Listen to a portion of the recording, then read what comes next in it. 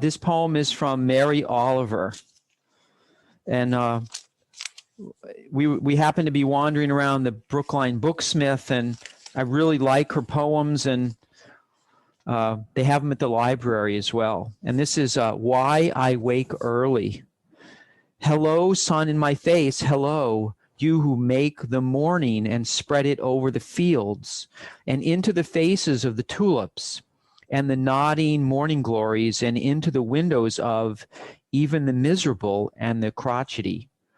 Best preacher that ever was, dear star that just happens to be where you are in the universe, to keep us from ever darkness, to ease with warm touching, to hold us in the great hands of light. Good morning, good morning, good morning. Watch now how I start the day in happiness and in kindness.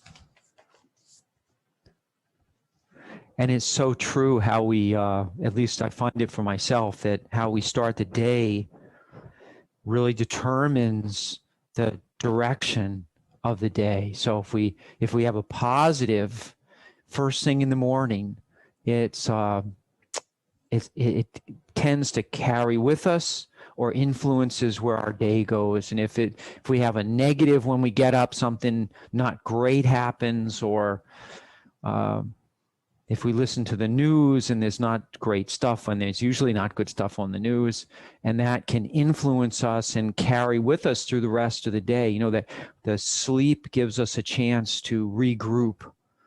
It's a chance to reset everything, and starting out first thing, even with, if you have something you like to read that's uplifting, or even a little meditation, or even some gentle exercises when you get out of bed, some just stretching, kind of like what we do, you know, a little stretching just to get going and breathing. It's nice, seems to help with the rest of the day. So let's go ahead and begin with our mountain pose. So your choice, seated or standing. And we're going to work with the breath. Remembering that with yoga, we focus, this is really on, with Hatha Yoga, the two most important things are the movement and flexibility in the spine and our breathing. They really bring the foundation to our Hatha Yoga practice. So sitting up nice and tall or standing up nice and tall. Feel the feet on the earth. Feel the feet on the earth. And then extend up from the feet through the legs. And if you're seated, then extend up from the sitting bones up to the very crown of the head. And remember to breathe. Remember to breathe as you lengthen the spine up, as you axially extend the spine. Think about the breath. We have our diaphragmatic breathing that we begin with, and that's the area down in the belly here. So we want to use the diaphragm, which is right in the middle, and we want it to move down enough so that the lungs it gives room for the lungs to fill, pulls the air into the lungs, and it also displaces the belly a little. And then as we exhale, it's the opposite. Feel free to rest the fingertips on the belly so you can feel the belly moving. We want to be able to feel the belly, feel the skin on the belly. You might even notice that as you breathe in, the pelvis rocks slightly forward. And then as you breathe out, it rocks slightly back. It's a small movement. So this is we call this pelvic rocking or pelvic tilting. And the reason this is important is because the position of the pelvis determines or influences the curve in the lumbar spine. And remember, we want the curve to be not too much, not too little or flat, just right. like in the Three Bears. We want everything just right. So we don't want a giant curve and we don't want a flat back. We want to be in the middle.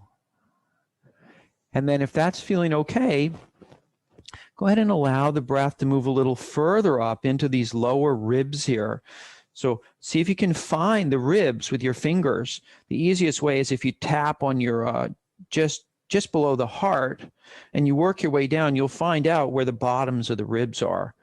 And you'll start to feel these ribs expanding and going back. In addition to the belly. So the belly's first, expanding, then the ribs. And then as we go back, the belly goes back first, and then the ribs relax back in.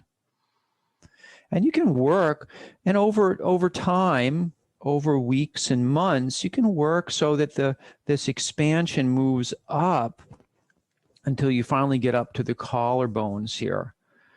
There's a lot more movement that happens in the belly than in the collarbones, though. So think bigger down in the bottom, and then less and less and less. So it's more subtle. As we move up from the belly, the movement becomes more subtle. And that's important. We want the subtlety because we don't want to have tension. We want to be filling the belly, filling the torso with the breath, but in a relaxed way. And that's important. We want to stay relaxed during our practice, even though we're working. And let's begin with the sound of Om. So we'll make 3 Oms. And actually we'll go for about 40 seconds of Oms. That's usually like 4 Oms, maybe 5. So we'll breathe in and start together, but go ahead and breathe as soon as you're done exhaling with the Om. Go ahead and breathe in again and do your next Om. So as if you were independent. So we'll breathe in together. Om.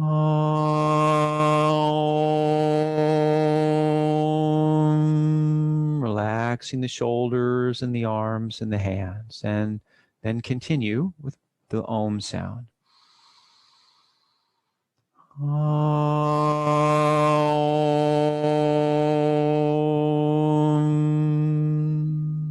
Softening the face and the eyes. Om.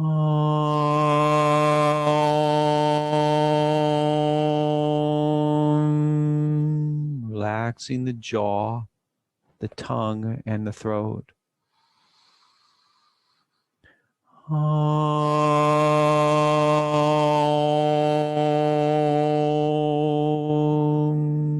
Relaxing the entire body, even as the spine extends up. And last one. Om.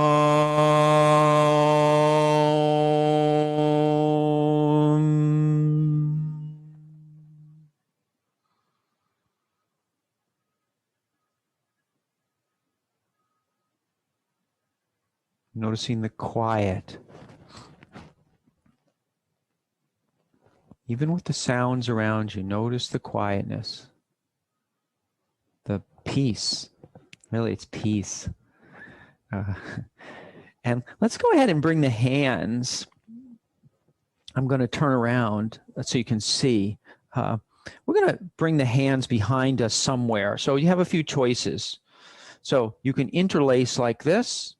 You could put the hands like this. Notice how my fingers are pointing down. My palms are right at the top of the pelvis, so that it's like I'm supporting my lower back. Or you could even work, so if those are uncomfortable, you can work with the hands on the sides too. Notice that no matter where my hands are in these different positions, there's an opening across the chest. So that's what I'm going to work on, that opening across the chest. And you can do it seated or standing. Sometimes there's a tendency when we do this for the belly to stick out. So you may need to rein the belly in with just a little firmness. If you need to feel some firmness first, press the fingertips there, find firmness, and then bring the hands back. And then move the buttocks together. So we're going to get firmness here, and then go ahead and press the feet down, and then extend the legs so that you're activating the quadriceps here. So if you're standing, it would be a slight bend, and then moving the thighs back. And that's going to lift the kneecaps. It's also going to help you engage the buttocks and the belly. So now we're stabilizing the pelvis with these different muscles around the pelvis.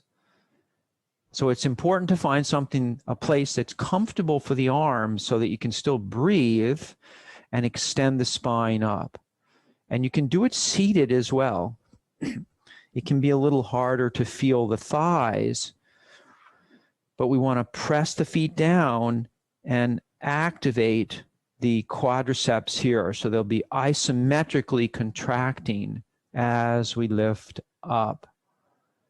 Actually, they're isometrically contracting if you're standing too, but it's harder to feel them seated, a little bit harder. And you could, if you wanted, if you're seated, you could even roll the thumbs out to the sides and rest the hands on the chair if that feels comfortable. The nice thing about opening the hands in any position behind you is you get to spread the palms out and the fingers out. So you get a little bit more, that's a little different than interlacing. And one isn't necessarily better, they're just different. And we're going to stay like this for a couple more breaths. This is a way that we can counteract our seated posture at the computer.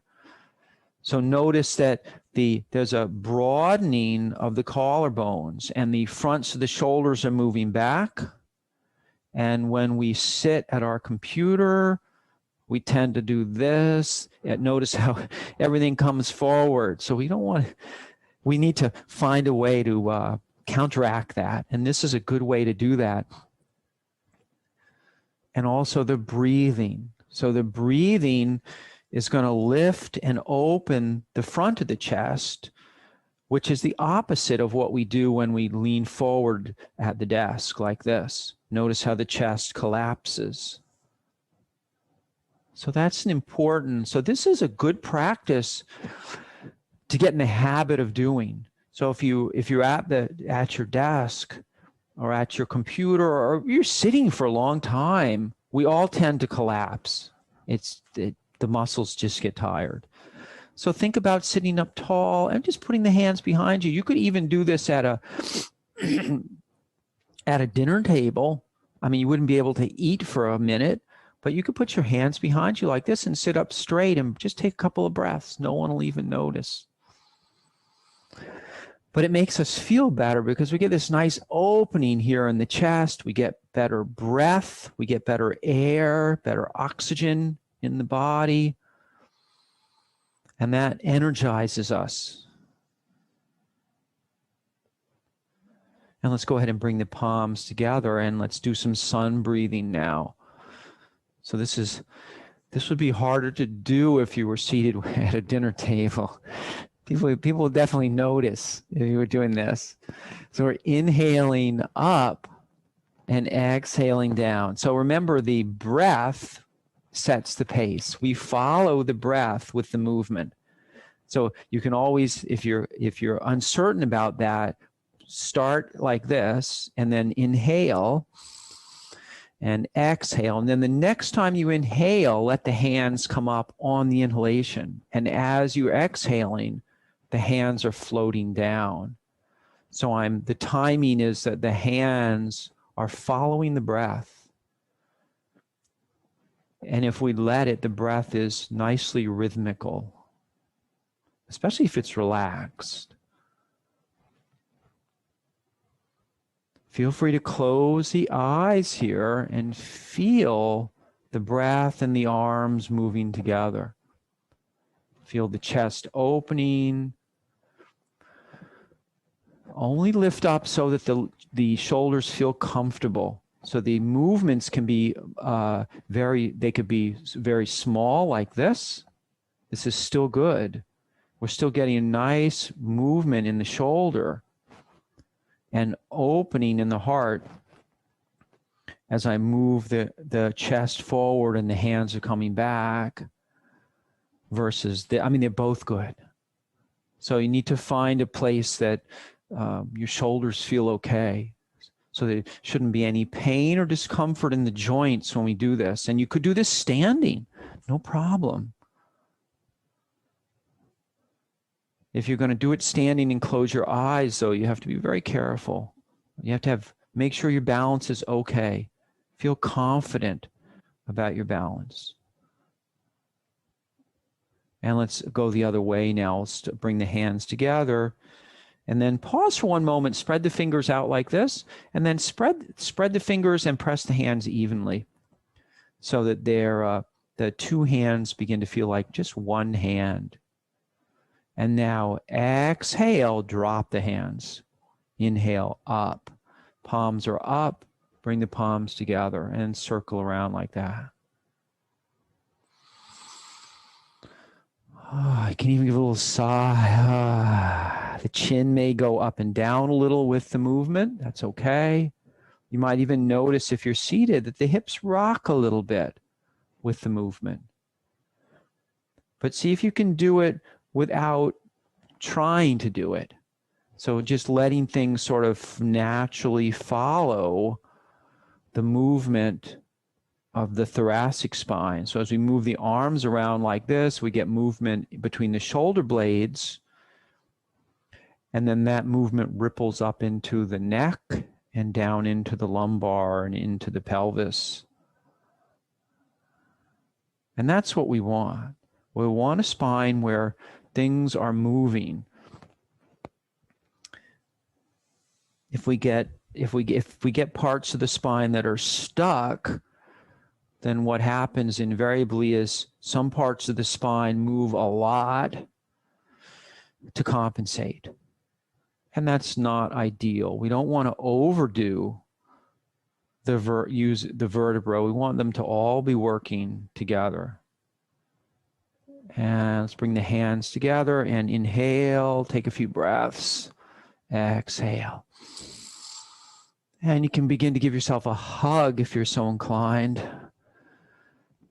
Remember, you can always start out low around the elbows and then work your way up the arms until you get to whatever it is that's really your still comfortable, but your maximum. And some people will be able to reach back and perhaps touch the shoulder blades behind them.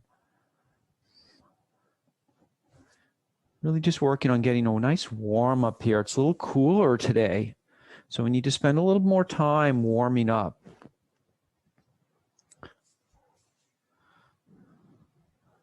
Especially the areas, if you know you have parts of you that require more warm up, they tend to be stiffer. Give them a little more attention, not overworking, but a little more time to warm up, a little bit more ease and effort in those areas. So everybody's different. And that's an important thing to remember. We're not together, and let's bring the hands down, let's roll the shoulders. But when we get together and we see people, some people can do a lot more. And everybody's like that. We all have the people that can do a lot more than us. And sometimes we look at them and we go, I should be able to do that. And maybe not. And let's roll the shoulders now, up and back. It doesn't always work that way and then go the other way. It would be nice if it did. But we all have our limitations. And we're all different. I mean, that's life. And let's just swim a little, actually. So reaching out, and notice how the body is beginning to turn a little. So I'm reaching out and across and down the outside of the leg. Out and across, down the outside of the leg. I'm feeling the movement happening right in this band between the ribs and the hips.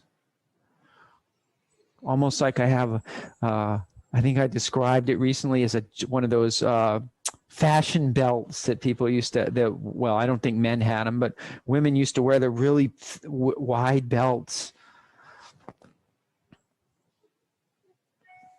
Actually, maybe did they wear that in the Robin Hood movies? Maybe the men wore them too. I don't remember. And let's go back the other way. So this is our backstroke. So remember, if your shoulders are limiting you, make the movement smaller. The idea is this movement, this gentle turning in the abdomen. So we're starting to warm up the diagonal muscles here in the abdomen. I'm not turning the head really. The head is staying even. The shoulders turn, but the head stays on top. And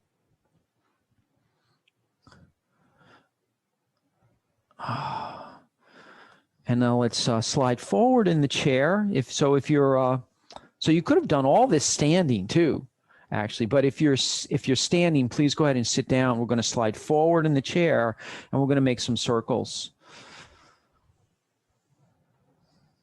If you want or need more support, go ahead and move the feet a little more apart and a little bit away from the chair. So we make this triangular shape between the feet and the perineum. And of course, triangles are very stable. So it helps us as we lean forward that we're not going to fall out of the chair. And if you want to make it more challenging, you can lift the arms up. You could start with the arms in front like this, small circles with the hands, like we're stirring a pot. Or you could begin to lift the hands up. So each time when we start to move the arms up, it's going to be more challenging. So be mindful to not overdo. But if you find it's easy, then the hands can go way up and move around in a circle. And you can lean back more. So remember that as we're moving, the spine is still lengthening. So if you're finding it's going to exaggerate a little bit, I'm sitting up and circling. My shoulders are circling like this. And I'm feeling the lengthening here. So I'm not bending like this. It's very important. This is a spine lengthening. Let's go the other way. Please circle the other way. And you can always start out with sitting up tall, small circles, and make the circles a little bigger. And then if that's easy, you can take those hands away and circle the hands around. And if that's still easy, you can lift the hands up and circle them around. Notice how the belly is more engaged, especially as you lean back. You might even notice, I don't know if you saw my feet were starting to lift off as I'm leaning back like this. Just be mindful that your spine, when you lean back, I'm not curving. That's very important. I'm still, so this is what we call boat pose in yoga. And it's a great way. Let's bring the feet down and hands back. It's a great pose to do to strengthen the belly, but we need to work into it slowly over a period of time. Unless you know your abs are strong, then you need to spend time slowly easing into strengthening the abs. And it'll take a while. It'll probably take a few months. And you might progress over the weeks into boat pose, we call it, Navasana. Sitting up nice and tall. And take a couple of breaths. Let's rock from side to side. And this is another one where we're going to progress from just leaning a little bit, feeling the leaning. And now we're going to start to feel the sides of the body a little bit more. So these muscles on the sides are going to be keeping us from tipping out of the chair. And if you find that that's easy, you can begin to go a little bit more. You could even lift the feet, one foot, and then the other foot.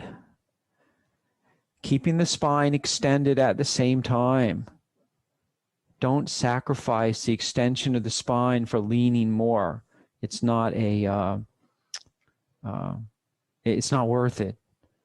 It actually kind of defeats the purpose of the exercise. And if you want more of a challenge, you can go slower. You can go very slow and then slowly lift up. You'll notice that it requires a real firmness here, and also the hip flexors are really working hard if you go slower. So adjust the intensity of this rocking and also the speed to fit whatever it is you're feeling today and whatever your fitness is. And if you practice this regularly, perhaps on a daily basis over time, you'll find that it gets easier and that you're able to feel more control as you rock.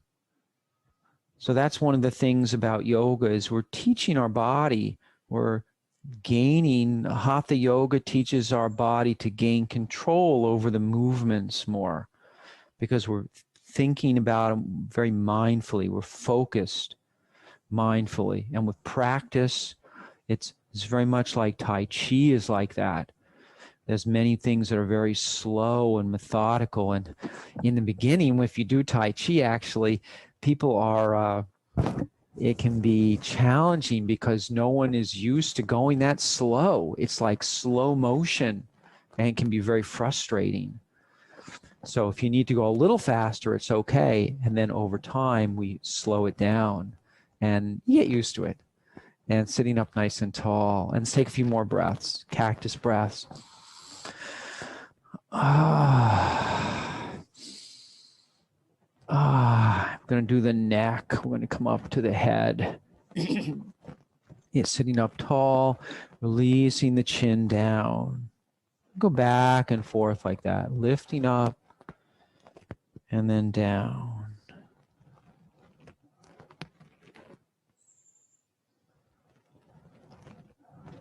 Remember not to drop the head back too much. We want to be able to keep, even though the head's going back, we want to be able to keep the curve in the back of the neck here. If I go too far back, notice I get this really sharp angle and the vertebrae there get kind of squashed in that area. These get very open in the front and get very squashed in the back, and that's not ideal. Especially if you have any neck issues. So if you have neck issues, you want to take this very slowly and gently with just a little tipping forward and back. If you find that it's hard to breathe because the throat is collapsing under here, you can support the front with the hand like this. You want to keep this open and soft.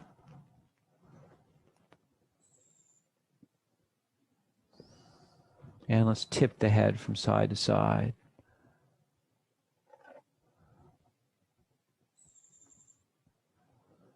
A pillow might be nice.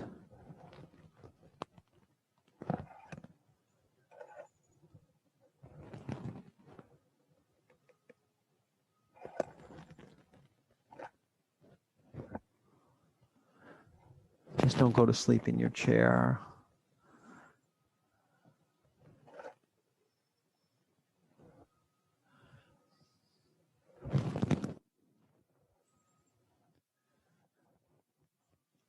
What I noticed, remember you can put something between the thighs if you want to give your inner thighs a little work. So the yoga block works well, or a rolled up towel, because it's light and I don't want to squeeze hard. I'm just engaging here. And notice how the hips and the knees and the feet line up. If my hips were wider, or I wanted to be wider, I could turn the block like this. This is also comfortable like this. So you can actually, they're both pretty good. So you can decide.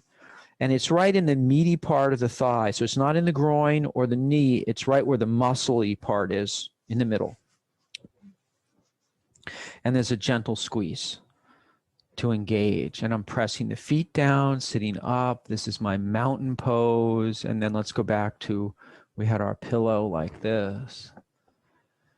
So if you're engaging those inner thighs and pressing the feet down and extending the spine up, let's add one more thing. Let's add the breath to it. So we're inhaling up, exhaling on the pillow. Inhale up, sitting up tall, exhaling. Inhaling up, exhaling. Inhaling up one last time, bringing the hands down, and let's move the chin and the nose. Let them sweep from side to side as if you were like the same as your hand. If you were sweeping your hand like this, sort of, if you've been outside recently, you may have noticed there's some bugs. You may not have bugs, but around here we have some bugs. And sometimes you have to go like this to shoo them away from your face. But I'm shooing them slowly. I don't want to hurt the bugs. I'm being kind to the bugs.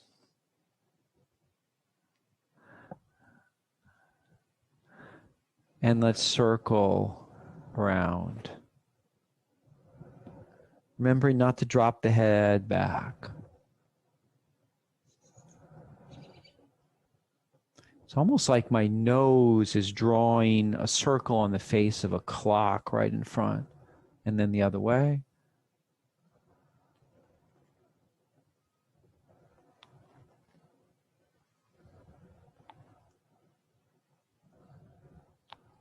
And sitting up tall, taking a couple breaths. Let's rock our feet.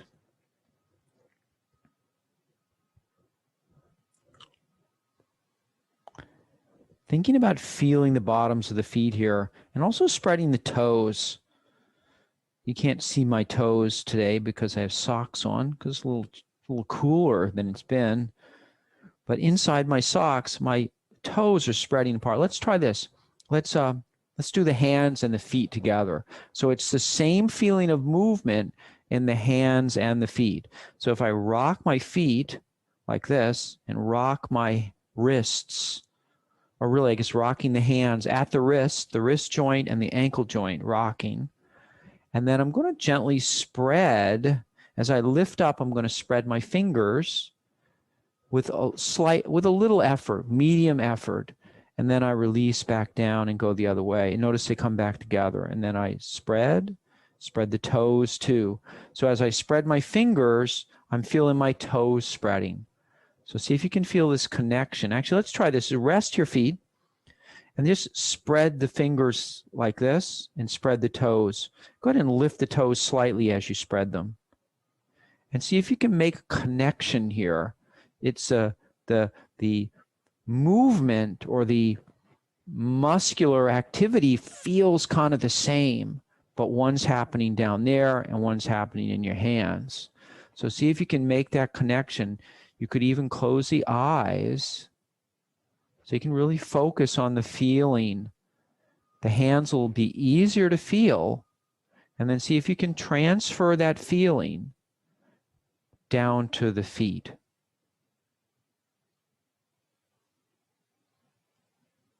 And there's no way to so some of the things that we do, there's not really a way to properly describe them. It's one of those things that you sort of, over time, you practice it, and after a while you start to feel the same thing happening down in the toes as you're feeling in the hands.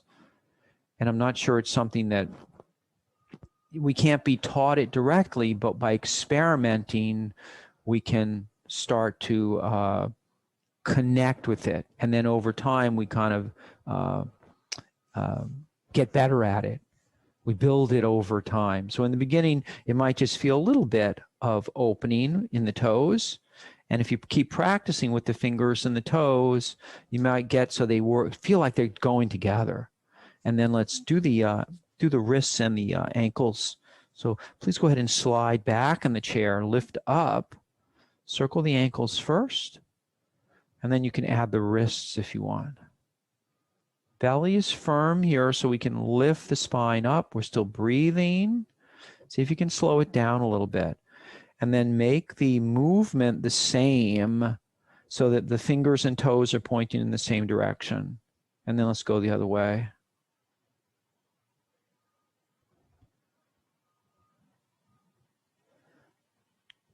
Notice the feeling of the thighs and the buttocks in the chair. And sit up nice and tall. Extend the spine up. See if you can get some lifting here. So I am using the back of the chair for support. If you're having trouble with your back, if you can't keep the spine extended, put one foot down and lift just one leg.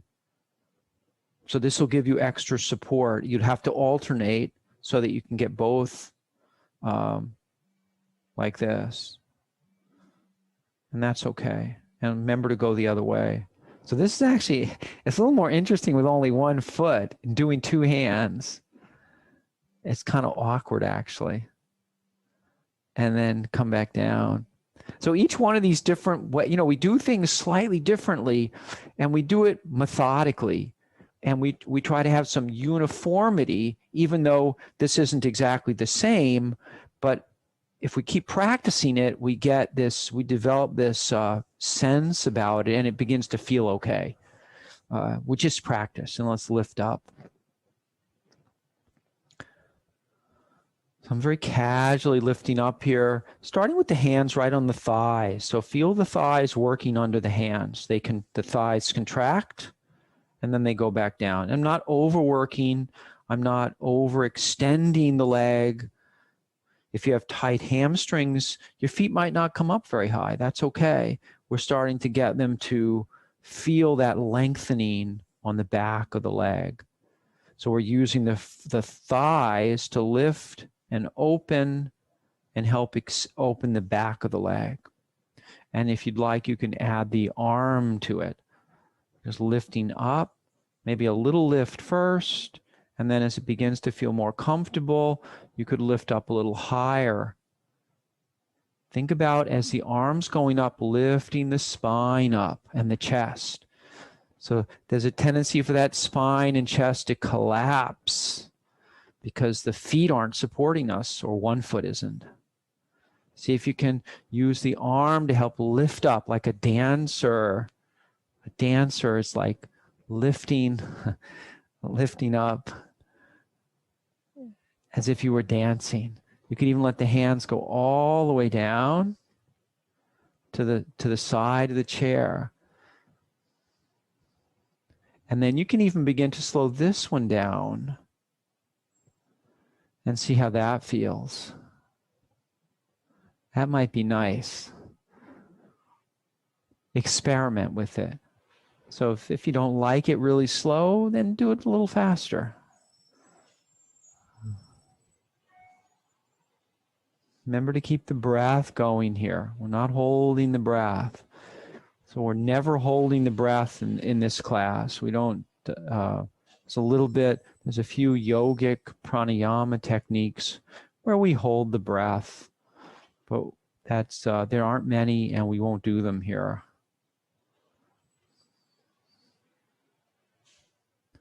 And then we'll come back down, roll the shoulders a few times, and then back the other way. And let's do triangle pose next. So triangle pose, I'll go ahead and demonstrate it seated first, and then you can choose to do it standing or seated, whichever your preference is. And we're going to do it with the feet more or less parallel. If you're seated, they won't really be parallel because then you've got to turn the feet in. So I'm going to keep my feet aligned with the knee and aligned with the hip. So they're going out sort of at an angle. If you're standing, you could work like this. And actually, if you know how to turn the feet, you can do that as well. But you'll only work one side with your triangle like this. You'll have to switch your feet to do the other side. So you'll have to be a little more independent. If you have the feet parallel, you can do them both at the same time. So your choice.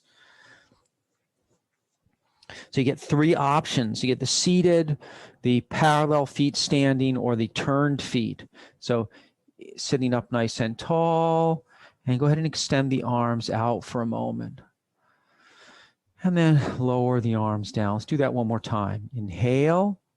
And as you extend the arms, reach through the middle finger as if the shoulder blades are broadening out to the side and the spine is extending up. And then one more time, come back down. And now go ahead and lift up. Notice how the arms don't go higher than the shoulders. And then we're going to exhale and let the hands slide down. So we come up and exhale down on the other side. So we'll go back and forth. Please go at your own pace. Remember, you're following the breath, and the breath is rhythmical. So don't follow me. I mean, we probably don't breathe at the same rate. So rely on your own breath and follow your own breath.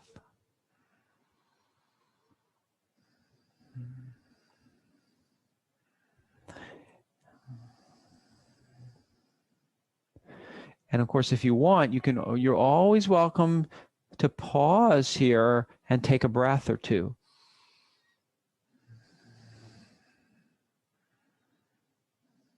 And inhale. Just make sure you do it on both sides if you're going to do that. You're also always welcome to rest. Always good to rest. Then bring the arms down. Let's roll the shoulders a couple of times. Relax. If you're standing, you'll step the feet back together. And if you're seated, you'll slide the feet back together. And then inhale, sitting up tall. Take a couple of breaths.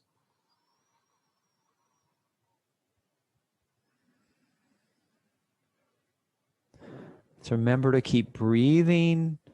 We want to feel good when we do the pose. It shouldn't feel hard. It should feel good. Maybe a little stretch, but never any pain or discomfort. That is a sign that we're overdoing it, and we want to avoid that. So I'm just going to move the chair back so I can use the sticky mat here,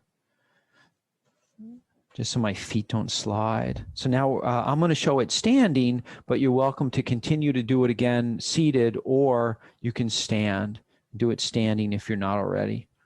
And I'll step the feet apart like this, and I'm going to keep my feet parallel so I can go from side to side. Inhale, extend the arms out. We call this extended hand and foot pose, to Uttita Hasta Padasana, it's called. Notice how we get this nice opening in the heart. Feel the outside edge of the feet here pressing down. The inner arches are lifting. So what I mean by that is that they get it lifting on the inside of the leg here and here. And this area is pressing down evenly from the heel all the way up to the toes. And it's a subtle pressing. We're not pressing hard. It's more like a firmness and a lightness where the arches are. And you might find that helps to engage these inner thighs and also the outer thighs. It's almost like you're drawing up from the outside of the ankles up to the hips. And then we have our arms extended. And if we need to rest the arms, it's okay. So sometimes the arms and shoulders get tired. Feel free to rest them for a moment. And then we'll put them back up. We'll extend out. We'll lift and extend the spine, and then we'll exhale to the side. Let the hands slide down, and we inhale up and exhale to the other side. So we'll go back and forth like that.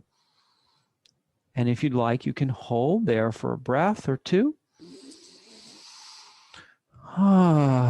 Maybe even give a sigh. And then we come up on the breath. We use the breath to help lift us. And we use the exhalation to help relax and release. Inhale up. And then back and forth a couple more times. Or you can always come back up and bring the feet together if you've had enough. You could even lower the arms down. You could rest the hands on the hips like this. Give me a nice way to practice. Just leaning like this. So there's less work in the shoulders when we do this. So it's a little easier, less tension in the upper body. And remember, no matter what pose we're in, we don't want to be tense. We want to have that balance of ease and effort. And then extending the arms out. You could even work with the arms down a little if that's helpful. We don't want the shoulders to ride up towards the ears like this. We want the shoulders to be released down. And let's go ahead and step the feet back together. It's nice to walk, take small steps, I find anyway. And let's go ahead and bring the hands. We did this towards the beginning of class, somewhere behind you. Here, here, here. You could even take hold of the elbows like this if this is comfortable. But it's opening. We want to feel that opening and take a few breaths. So this is our mountain pose with the chest really opening. And then keep the chest open and go ahead and release the hands and bring the hands to the side of the body. So the fingers are pointing down. They're on the palms are on the outsides of the thighs, the sides of the thighs, and the fingers are pointing down. But I'm still opening the chest.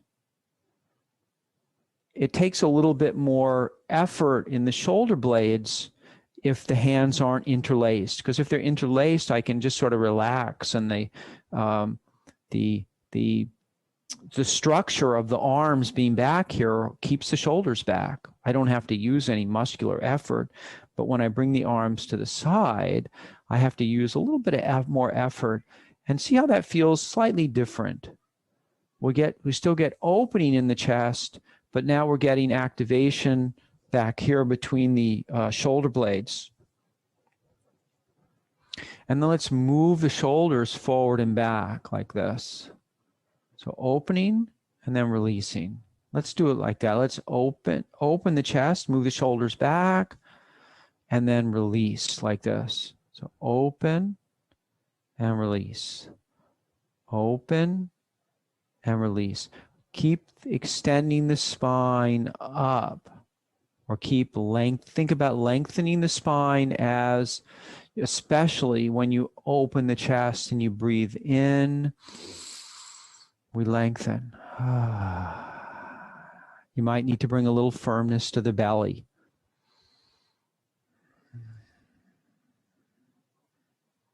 And we're going to do tree pose next. So I'll sit down, I'll show it seated first. You're welcome to do it standing or seated. If you know it's standing. I think most people here know it. So if you're doing it standing, feel free. And then, if you're new, then watch. You can always do it next time. We're stepping the foot out to the side. So notice how there's an opening right here in the groin. And then I'm bringing the sole of the foot on the inside of the chair leg. And then I'm extending, lengthening up, and then adding my beautiful branches. And breathing. Opening my fingers gently apart. Not forcing. Just like with trees, when they grow and the leaves come out, they come out so gracefully. There's no... it doesn't seem like they're forced out. They grow naturally out. And breathing. Relaxing the face and the eyes, keeping the shoulders relaxed. You can always lower the branches slightly to keep the shoulders down away from the ears. And then go ahead and lower your branches down, bring your foot back, sit up tall, find some evenness, or stand up tall if you're standing. Find evenness in the feet, press the feet down, extend the spine up, and then we'll do the other side. We'll step that leg out, sole the foot, on the inside of the chair leg, or if you're standing, it'd be the inside of the calf, not on the knee. Please don't put it on the knee. And then sometimes there's a tendency for the body to turn to the side when you move the leg out. See if you can turn it back slightly so you're facing more the original direction in mountain pose. And then you can add the arms.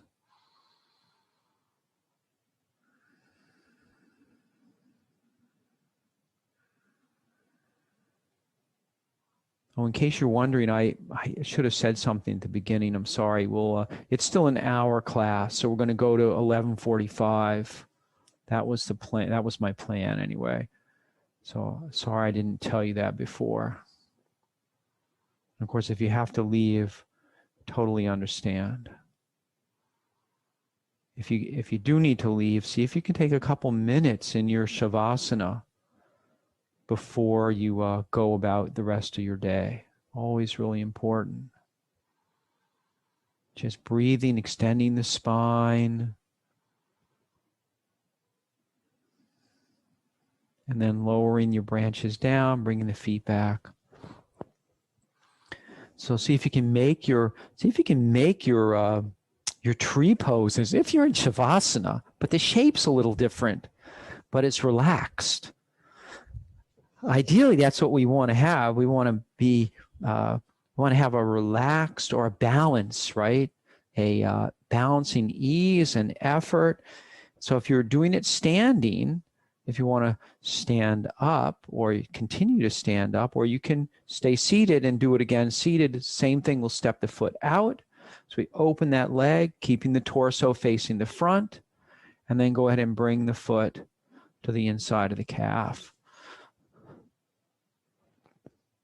Drishti point can be helpful here for balance. So we find a place to focus in the distance that won't move. And then we can add our arms.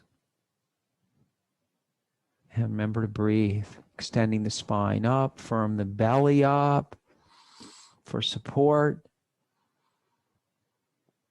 And then believe that you're a tree. I mean, trees, think about what it would be like to be a tree with the roots grounded in the earth and the branches spreading and the sun shining on your leaves.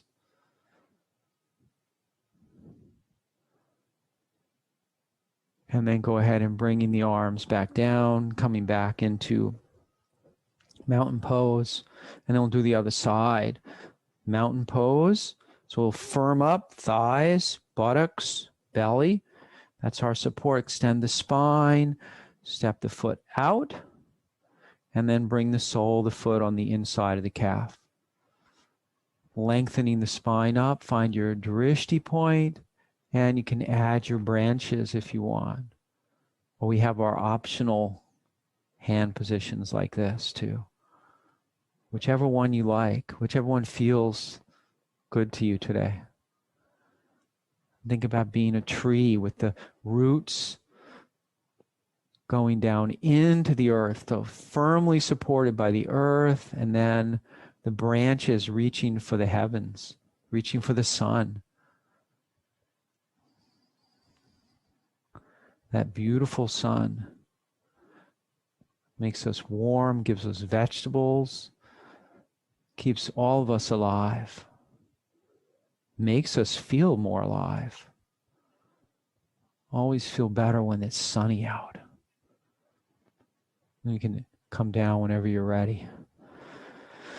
Take a couple of breaths. Actually, let's swing the arms for a moment.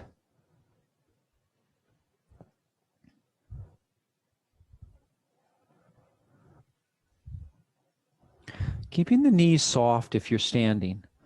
So you want soft knees, not really bent so much, but a little bit, but soft. We're not locking the legs here. We're not locking the ankles. Ankles are moving freely. Hips are moving freely. And the knees don't really twist here either. So remember, the knees don't twist. They're not made to twist anyway. They do twist a little.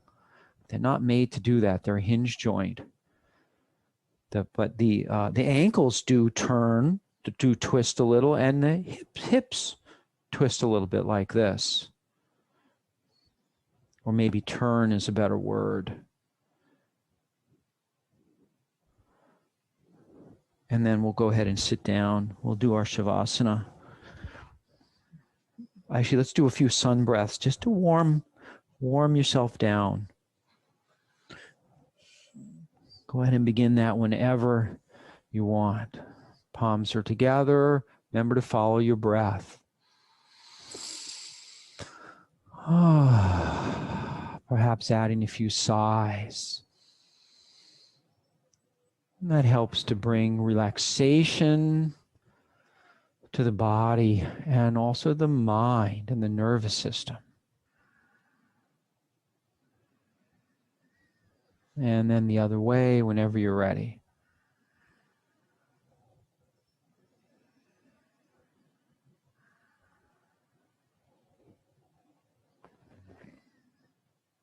Feel a lightness as you inhale and the spine lengthens very gently upwards.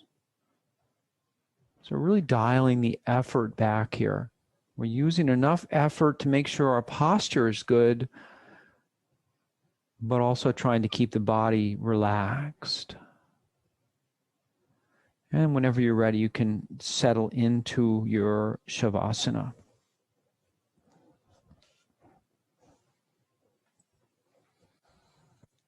So using the back of the chair for support,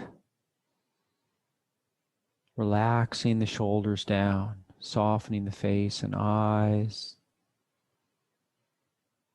Just focusing on the breath and that lightness in the spine. So there's a slight lengthening in the spine.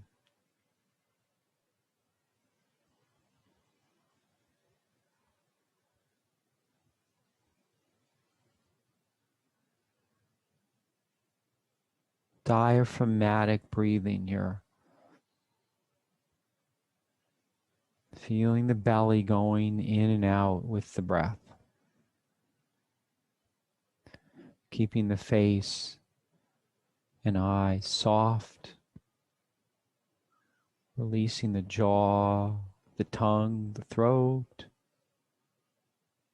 Letting go of the shoulders, the elbows, the wrists, the hands and fingers. Softening the buttocks and hips.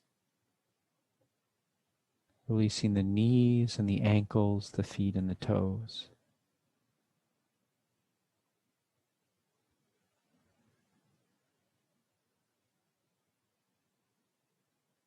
Giving every part of the body a chance to rest.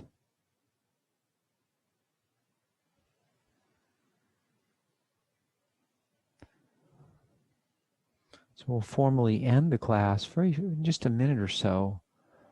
But please remember to, if you have a couple extra minutes, even just 2 or 3 minutes, we're a little, we started a little bit late. Even if you only have 2 or 3 minutes, see if you can spend a few extra minutes. If you can do 5, that's even better. But it's almost like it's so beneficial at the end, those a few extra minutes. You worked hard and you deserve a rest. This is what we do in yoga, in life. We work hard and then we rest. So see everyone next time. And thank you all for coming today. And namaste. So I'll tap the bell. See everyone next time. Thank you.